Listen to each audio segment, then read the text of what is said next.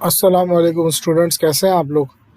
अच्छा, अगर आप लोगों को याद हो, हमने एक वीडियो बनाई थी जिसके अंदर हमने कैश ट्रांजैक्शन और क्रेडिट ट्रांजैक्शंस की बात की थी। तो इस वीडियो के अंदर उन कैश ट्रांजैक्शंस और क्रेडिट ट्रांजैक्शंस के बारे में मैं थोड़ा सा और एलेबरेट करूँगा और उनसे रिलेटेड एंट्रीज़ बताऊँगा।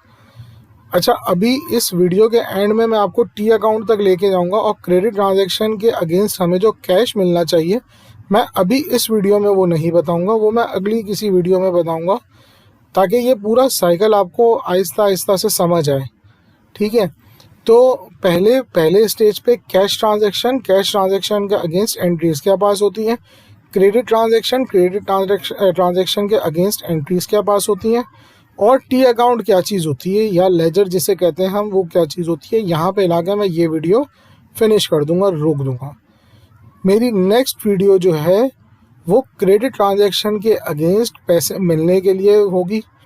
जब पैसे मिलेंगे तो क्या एंट्रीज बनेंगी, और उसके बाद हम ये लेजर जो हैं ये किस तरीके से फिल होते हैं और लेजर से बैलेंस शीट की तरफ कैसे जाते हैं, ये वीडियो बनाएंगे हम। उसके बाद की जो 2 वीडियोज़ होंगी वो इस तरीके की वीडियोज़ होंगी। ठीक है, तो मैंने आगे का भी आपको लाए अमल बता दिया कि भाई मैं आगे की क्या वीडियोस बनाने वाला हूँ। अच्छा, अभी फॉर नाउ लेट अस सी कि किस तरीके से क्या एंट्रीज पास करनी है। तो पहले मैं कैश ट्रांजैक्शन बताऊंगा, उनकी एंट्रीज, देन उसके बाद क्रेडिट ट्रांजैक्शन, उनकी एंट्रीज, और फिर an introduction to T account या लेजर। चलो, एग्जाम्पल ऑफ कैश ट्रांजैक्शन। पहली ये ट्रांजैक्शन है अ कैश सेल ऑफ $250। दूसरी payment of a rent bill totalling की स्पेलिंग गलत लग रही है मुझे जी, $150 नहीं, एक ही एल था। अच्छा जी, buying goods for cash at $100 और buying some shells for cash for $200। तो अब हम ये तो हमें पता है ये सारी एंट्रीज कैश ट्रांजैक्शन है, तो इसलिए कैश की मूवमेंट होगी, यानी डेबिट या क्रेडिट दोनों में से कोई एक चीज़ कैश होगी। दूसरी चीज़ क्या होगी, अब वो हम आगे की एंट्रीज देखते हैं और समझते हैं। चलें, पहली एंट्री कैश सेल्स 250। तो इसका मतलब आपके बिजनेस में इंक्रीज़ क्या हुआ, कैश 250 का, पोस्टिंग रेफरेंस 1, डेट अभी मैंने 1 डाल दी, अगर ट्रांजैक्शन में डेट दी हुई हो तो डेट डालना। Credit sales 250, credit to record sales in cash on cash दोनों लिख सकते हैं।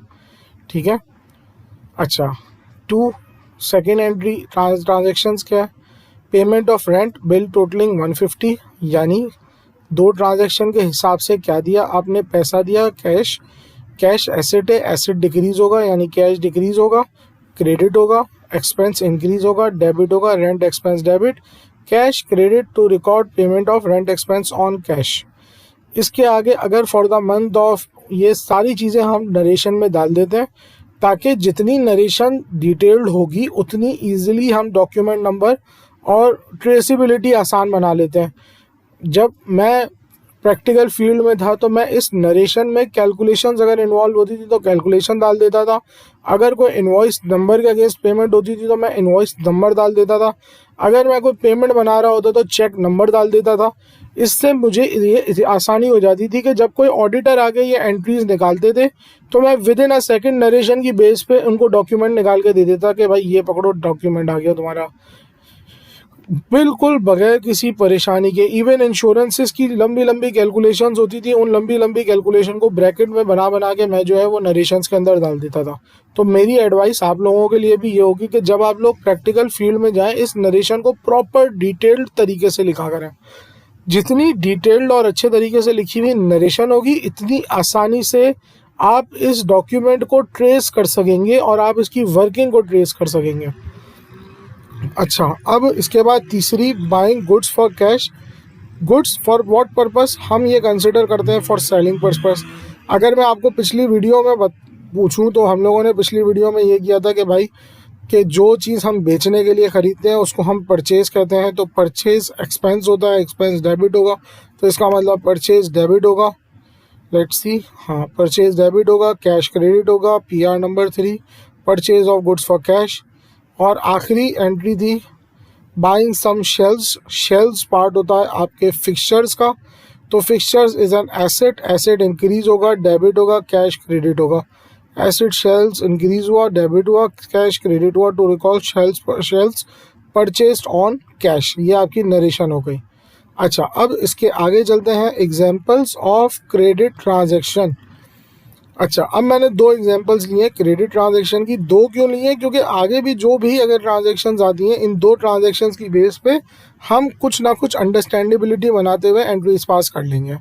ठीक है, एग्जांपल्स ऑफ क्रेडिट ट्रांजैक्शन क्या है भाई? पहली, business sales good on credit. On credit कह लें या मैंने नीचे लिखा है ऑन अकाउंट, एक ही बात होती है कि उधार पे माल बेचा।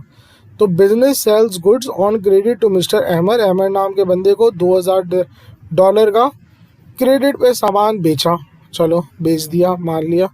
तो आपके पास आया क्या? आपको अहमद से जो पैसे रिसीव करने हैं वो पैसे कहलाते हैं अकाउंट्स रिसीवेबल। यानी अगर आपको किसी से कोई पैसे रिसीव करने होते हैं तो हम उनको अकाउंट रिसीवेबल कहते हैं। और अगर मुझे किसी को कोई पैसे देने हैं, जैसे इस केस में मुझे जिनैल को पैसे देने हैं, तो इसको मैं अकाउंट्स पेएबल कहूँगा।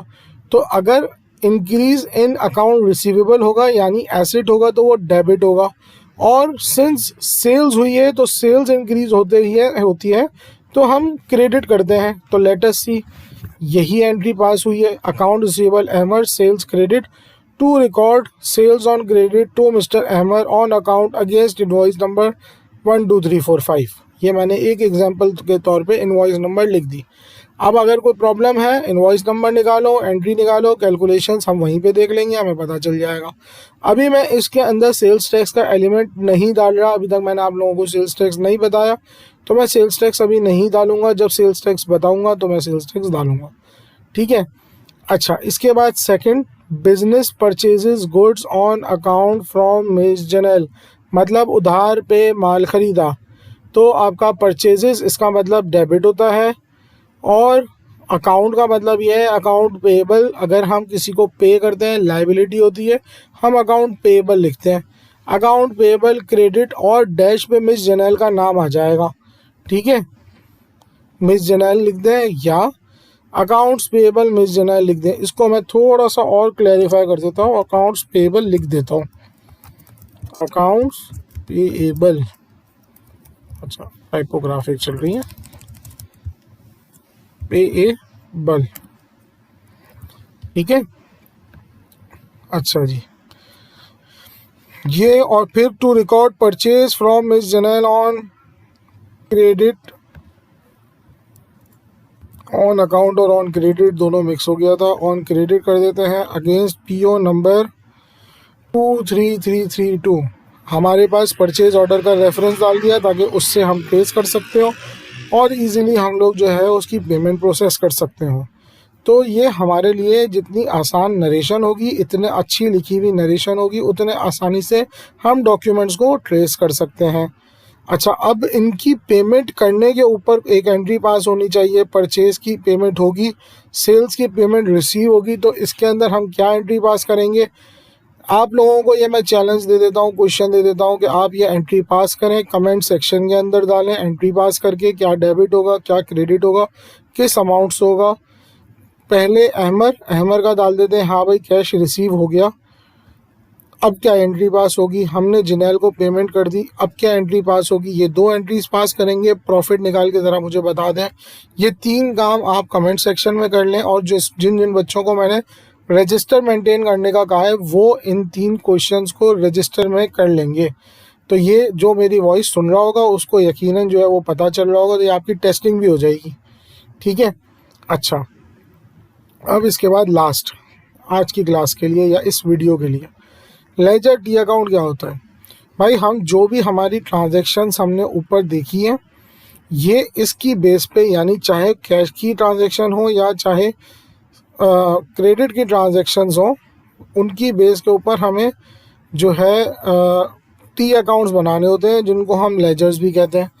अब ये सेल्स का बना लिया, यानी यकीनन मैं जो है वो सिर्फ अभी कैश की बात कर रहा हूँ, कैश ट्रांजैक्शन। हाँ, हेडिंग में भी लिखा हुआ है जी। तो सेल्स, इसके अंदर सेल्स से परचेस, कैश, एक्सपेंस और शेल्स, ये 5 टी अकाउंट बनेंगे उन 4 एंट्रीज की बेस के ऊपर। और ये मैंने 500 अकाउंट लिख दिए आपके सामने, उनका स्केलेटन बना दिया है। इसके आगे का मैं आगे की वीडियोस में समझाऊंगा, तो मैं आगे की वीडियोस में 2 बातें करूंगा।